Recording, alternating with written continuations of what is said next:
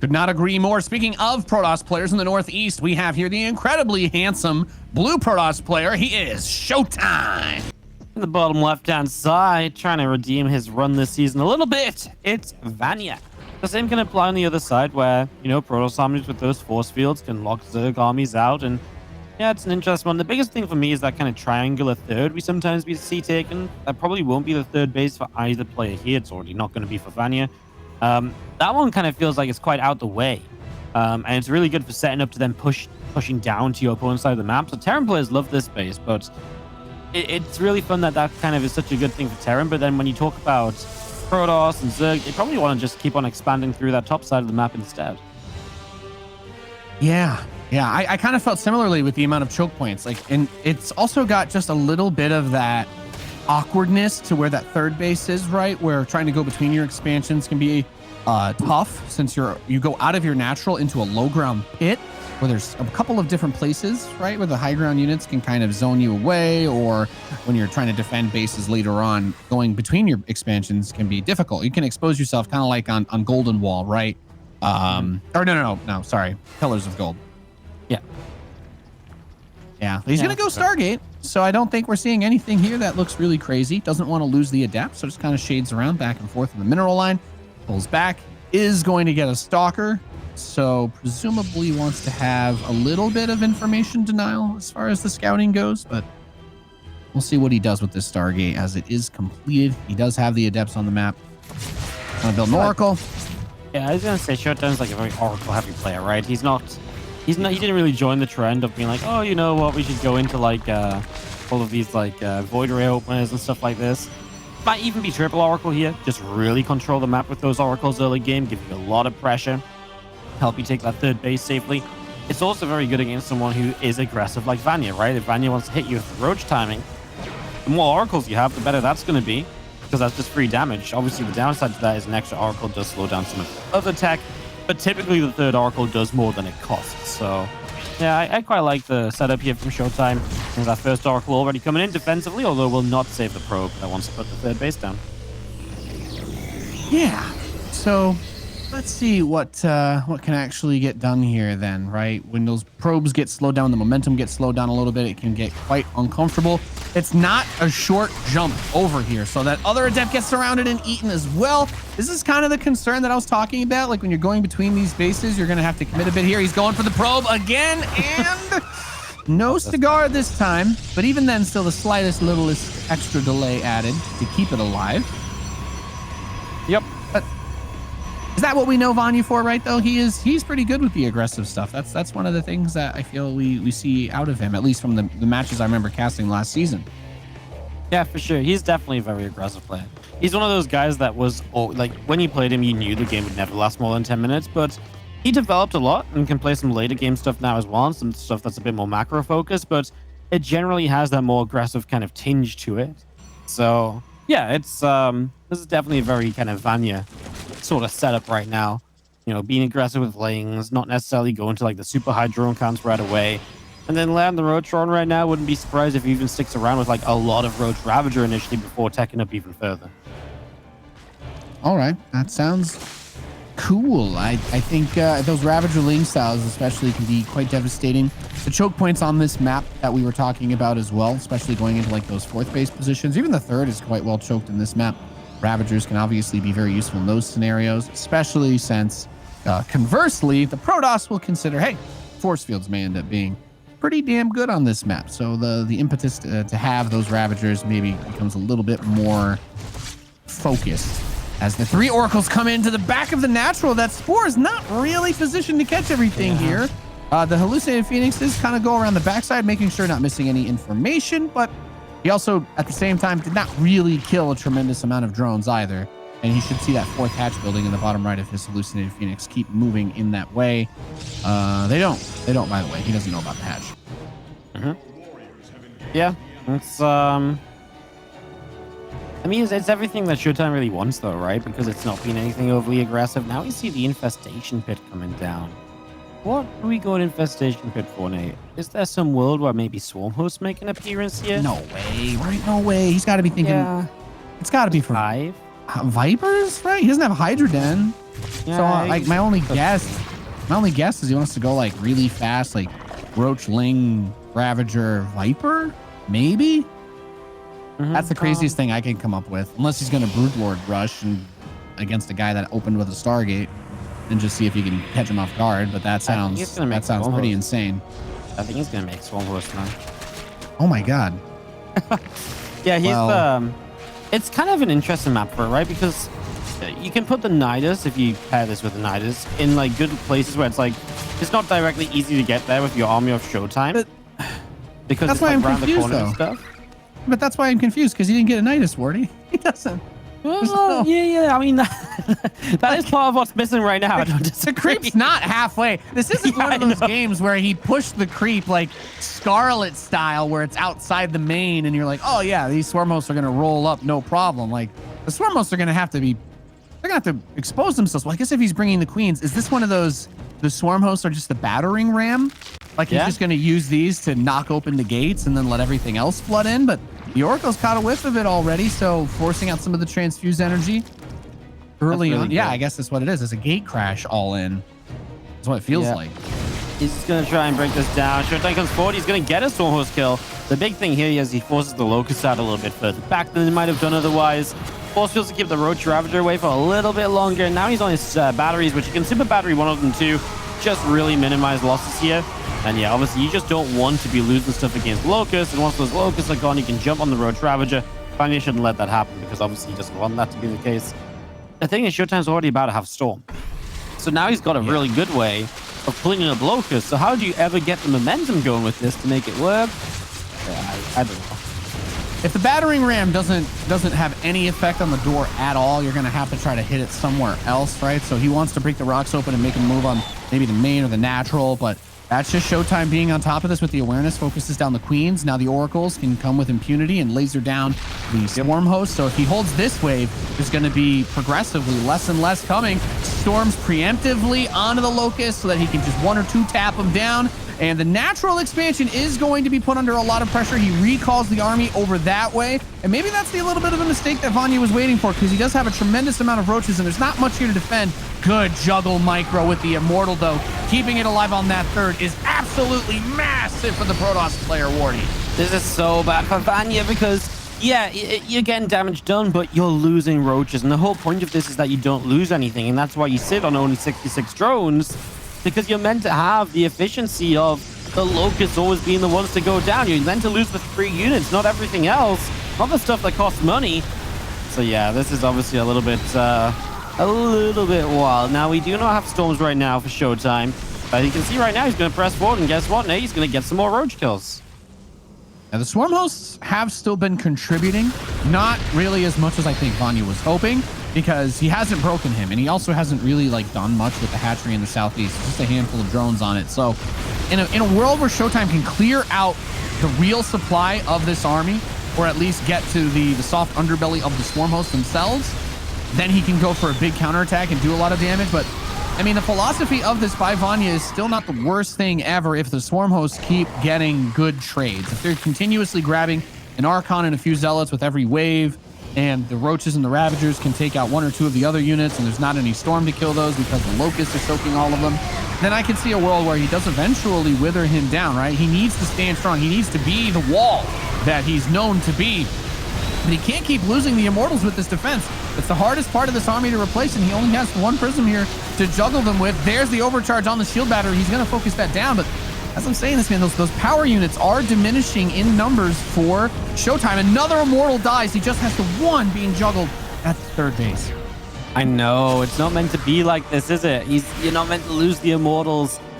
It's just going to be way too much. I'll do it. Yeah, you said it exactly right. It's the power units. Least. We are loaded into Death Aura. In the northwest position, we have the Red Zerg player who we know can be good, and he's showing a bit of it here in this series. He is Vanya. On the right-hand side, our blue Protoss is ShoWTimE. He's blocking it. Which base do I want to take on this map, right? Even just having to ask yourself that question. And I'm sure that Zergs are training themselves to be like, okay, well, it's always going to be this base, right? And they start to respond better. And that's what makes things like that potentially fall off. But I love to see it, Wardy, because I think that's probably one of the best parts about StarCraft that doesn't get enough credit, is when you can force your opponent to not be able to go on autopilot with their builds or their early game. That's when you can create opportunities where there's going to be more mistakes from them. Yep. No, I really like it. Excuse me. I think it's it just does throw people off a little bit, especially if you don't do it every game, and even if you do, it just delays those drones and stuff. I like that ShoWTimE goes Stargate again. I really don't think there was anything wrong with the way he opened. I think it's just the way he engaged the Swarm host a couple times, just not quite good enough. So I wouldn't really be against ShoWTimE just doing a bit of a a repeat of game number 1 and trying to play that mid game a little bit better when he gets there. If obviously if Swarm hosts even show up, obviously very possibly has to adapt to Vanya playing a little bit differently.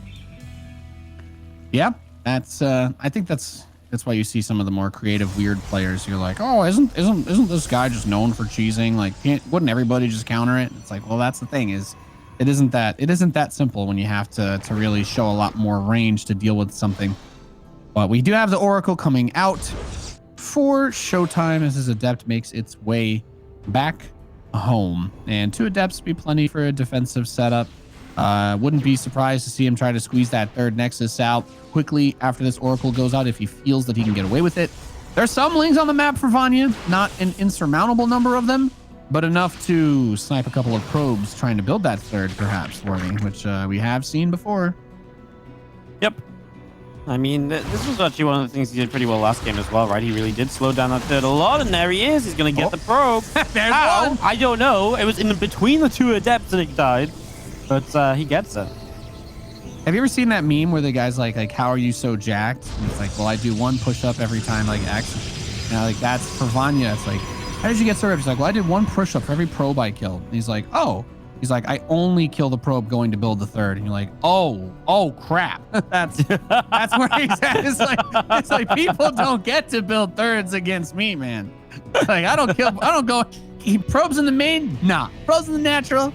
Yeah. Probe's trying to build the 3rd? All right.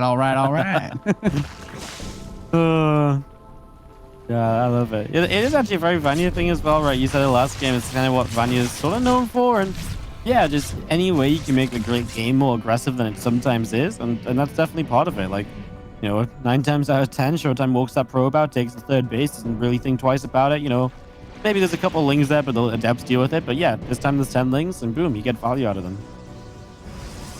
Yeah, that's the mark of a good Zerg player, though, right? When I think about the best Zergs in the world, or when I think about the best Zergs to watch, the one thing that always separates them is usually ling control, or ability to do those types of run-by plays, or get the harassment done, or kill probes trying to build bases and what have you.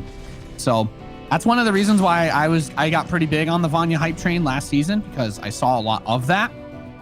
And if you watch competitive StarCraft, seriously, just any good Zerg player, it can be anybody, but you're not going to see the same level of Zergling control out of, even Denver compared to a guy like Raynor. And that's one of those very hard to do things that really separates the top players from the rest of the pack. No, it's one of the hardest things to improve at as well, because it's just repetition and repetition and repetition, right? Like, there's no big jump, there's no big trick to figure out. It's just, you've got to figure out yourself the little ways to do it. Exactly. And some players just do it better than others, and some of them just like to play a little bit more conservative, and they don't really give themselves the opportunity to say, yeah, I'll just throw 30 lings into your natural because I think you've got a depot down for no reason, and then you win the game.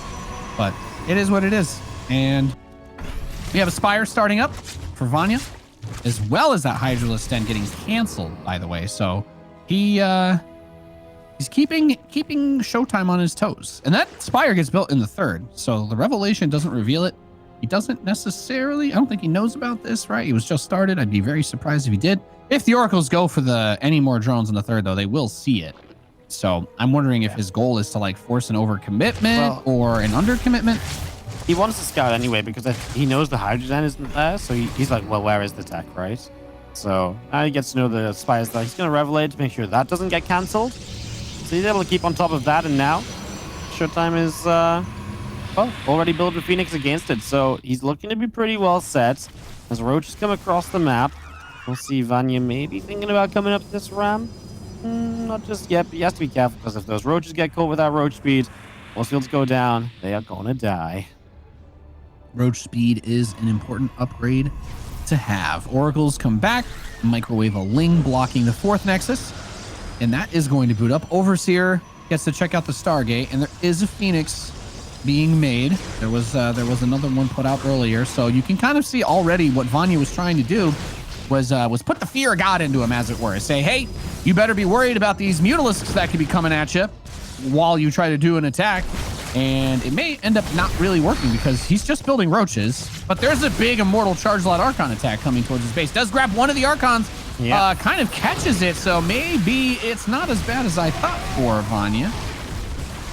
No, it's that point in time as well, right, where it's like the mutas are meant to be coming out, but you know what? Vanya is just like, well, what if I just keep making Roach Ravager? And it's the perfect response to this attack. And now I think he's going to have this. These last few zealots will go down, and the damage is minimal. 2 drones lost. Yeah, this is kind of fine. The only good thing is that obviously you never made the Mutalist, so now ShoWTimE's like, well, the mutas aren't on the map, but there's still 1,400 gas in the bank for Vanya to do something with at some stage, and that could very well still be the Mutalisks. He is getting +1 for the mutas as well. Very important to keep in mind. He is not going to close the door on Mutalisks. It was a fake out, perhaps, but he's not only going to be doing that. And in fact, he's going to build Corruptors, Wardy. Like, would you, if you don't have a hive and you're building Corruptors at this stage, I feel like that's because you don't want Void Rays or something to be able to kill your Roach Ravager attack that you're about to do. Or am I crazy? I guess he's just expecting ShoWTimE to build Phoenix, which he is, and then he just wants the Corruptors to be able to fight the Phoenix. Does he still end up going mutas? Maybe not. I actually really don't know. The Corruptors have some use in the sense that they can caustic spray stuff down. You know, if the Phoenix are gone, you can caustic spray stuff, and then the only thing you can really do about that as the Protoss player is like run. Well, you warp in Stalkers under the Corruptors while your Nexus dies, and then the Corruptors fly away. That's what happens. So I mean, there's some usage here for the Corruptors, and I guess the plan is just to maybe use them as a way to pull stuff out of position, force warp-ins one way, and then the Roach Ravager is going to hardcore dive the other way. Yeah, Corruptors actually just want to snipe a base. That's the strategy here. Some Stalkers are moving into position. I mean, if he uses all the Corruptors, there's not enough Stalkers to save this. Yep. Even if he, like, we know Corruptor DPS once it triggers into the 2nd phase, after they go for a few seconds, it's pretty much nothing will stop them from killing this, even if there's just 4 of them left now. So Natural gets sniped. Great pick off there for Vanya. And these Corruptors will live to fight another day. Still expensive though, right? It was like 3 or 4 Corruptors that went down. I mean, it's not exactly a free base, and yeah, it denies some mining and stuff. It's just not as free as it seems, right? It's not like you have 15 Corruptors already, and you know, now you pick off a base and you get them all out there. So definitely keep that in mind as our zealots come through, and they're going to start dealing some damage as well. The problem is this Roach Ravager just hasn't won out anywhere, and now Vanya goes into the infestation pit. So I guess now, after we do start to see that hive, and we do start to see. Maybe you just go into a Great Aspire or something. Yeah. This game is just so awkward because I thought that the Corruptor play was... I was going to say, like, yeah, you'll lose a few, but if you kill the Nexus and it also creates, like, if you force all the Stalkers to move, force all the Warp-ins there, then maybe the Roach Ravager could find something that they could do at either that 3rd base, right? Either they kill the 3rd or kill the 4th base with the Roach Ravager. But ShoWTimE played that defensive scenario extremely well. Mind you, he has not restarted the natural Nexus yet. So the impact of that base snipe is still lingering far past the death of these Corruptors. All right, well, Roach Ravager wants to keep on being aggressive with cannons up here as well, though. You can't push up a ramp into 10 Immortals. Are you kidding me? Yeah, with Immortals, Roach Ravager? Cannons, Roach Ravager, it doesn't add up. How many are there? It's 8 Immortals, all right? And an Immortal does, what, 60 damage versus armored.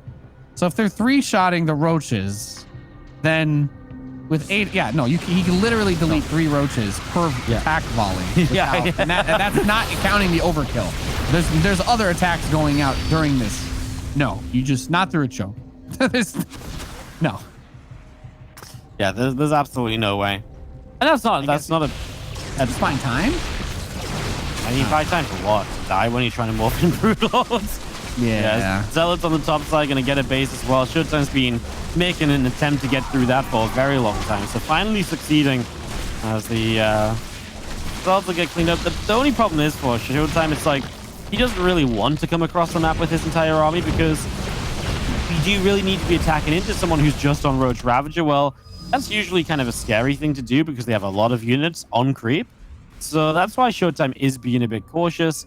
He doesn't mind necessarily fighting this sort of army, but again, why be aggressive when typically if this game goes on, you're in a better position because at some point, Vanya has to give up some Roach Ravager to do anything else. Yeah. I don't know. Watching this is just... ShoWTimE has an even keel economy versus Zerg, which is phenomenal now.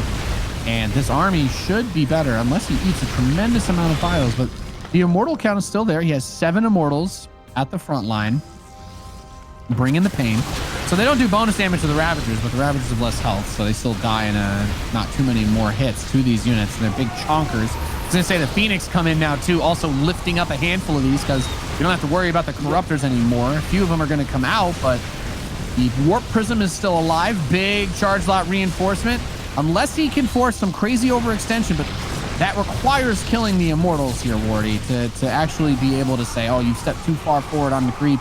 And I don't know that there's anything here that can deal with them because Roaches, there's still 5 Immortals. The problem is now it's less Ravagers and the reproduction is just Roaches, right? So you're basically getting less of the stuff that might work and more of the stuff that won't work. GG. ShoWTimE gonna bring it. That's right. Two enter the arena, 1 steps out. In the top left, we have the red Zerg player. He is Vanya. In the bottom right-hand side, our blue Protoss is ShoWTimE. Yeah, we're pretty. Okay, we're pretty narrow. Man, we're only like 2 hours wide, so. I've only been once, I guess. I pride myself on knowing time zones. Well, I'm glad to know that you've got an extra hour on everybody else, Wardy. It's okay, Nate. Once I had a friend. I live in the north of England, and we got on the train to go south to London for the weekend, and she asked me if the clock was meant to change. I was like, we just went north south because you were going south. I was like, not this time. Not this the clock time. might change by a few hours, but it won't be because of where we're going. Yeah, so that was a fun one. But no. So yeah, it's not so bad for me. We did just go back an hour, so I have to wake up earlier for Korean stuff, which hurts. I still haven't figured it out. I need to find out why you guys do that. We change when the season changes, at least. That makes some sense. I mean, we just change on, like, I don't know. I guess they flip a coin or throw a dart. Is this just like some old stone somebody left? And like I don't know. Like the foot, is that like it's a Stonehenge thing? Like, I don't know. No, in English culture, they probably just throw a dart in the pub and see what day it lands on in the calendar. Like, all right, let's look at that. We can't do it at the same time as the Americans. Okay, throw the dart. Let's just pick a date.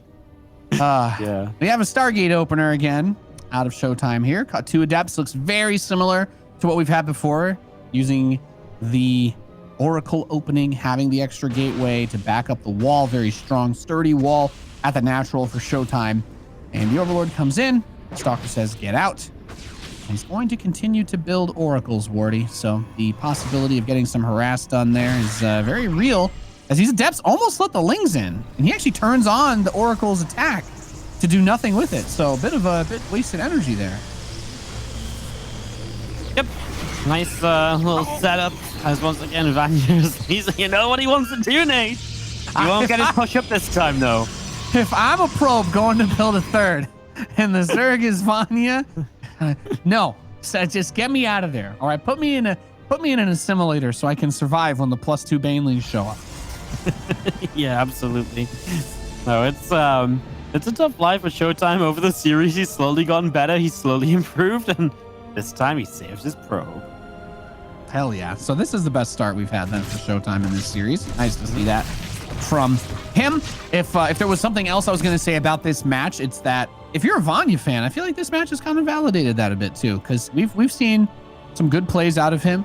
It hasn't been the cleanest, and I think that's why he hasn't had the result in this group that he probably wanted to have. But you can see a couple of the flashes, a couple of the sparks with the control, the harass, some of the builds that he's chosen has been fun to see in this series, and he's still somebody that I really look forward to seeing in future seasons. Not to give the eulogy just yet, but just talking about his group position, of course, since there's not going to be the playoff possibility there, right? Mm-hmm. I feel like Vanya just wants to go out with a bang, As he should. Yeah. No, I mean, There's actually like we mentioned $125 per series or whatever, but like there's like a $250 prize jump for just finishing like an extra position up in the group. So actually, like every match really matters, like that little bit more. So yeah, there's and all of them on the bottom of this group were like 1 and 4 going into today. So much to fight for. Yeah. There's no pointless matches, right? That's always the number one thing you want to avoid. I feel like when you're running tournaments that have so many different matches within a group, right? You don't want someone to feel like they're playing for literally no reason other than to have Twitch chat make fun of them if they lose. Yeah. Although that's a pretty good motivator, isn't it? Keep Twitch chat off my back. the ultimate decider of pro gamer life choices. Oh my god, Will people type lol or fail fish at the end of this game? This is how we're actually going to get another Maru versus Sarah. That's true. That's very true. Will it into action? There was that online tournament where I'm like, oh yeah, no, I'm sure it was randomly generated group in random online tournament that Sarah just happened to play Maru. Yeah. Oh yeah. No, I believe that completely. It was a big attack, by the way. He's gonna hit him with a Roach Ravager. He's bringing the queens too, and there's lings flooding behind this. So Vanya, he's got his overlords poop and creep to set up that highway for him. He's gonna try to bring the pain and get himself with a big all in here, the match victory if he can make this happen. Yeah, he really cut drones hard at 55. I sort of looked at him when he was starting Roach Spear. I was like, no. I guess the no Evo chamber should have really been the telltale sign right then. Can ShoWTimE hold on? So far, he's looking okay. Still has super battery available. It's just a question of does he have straight up enough in the first place because his warpins just got cancelled? I actually just don't think he has enough at all. Like, he's looking okay for what he had. Just, he didn't have that much to begin with at all. Vanya ShoWTimE.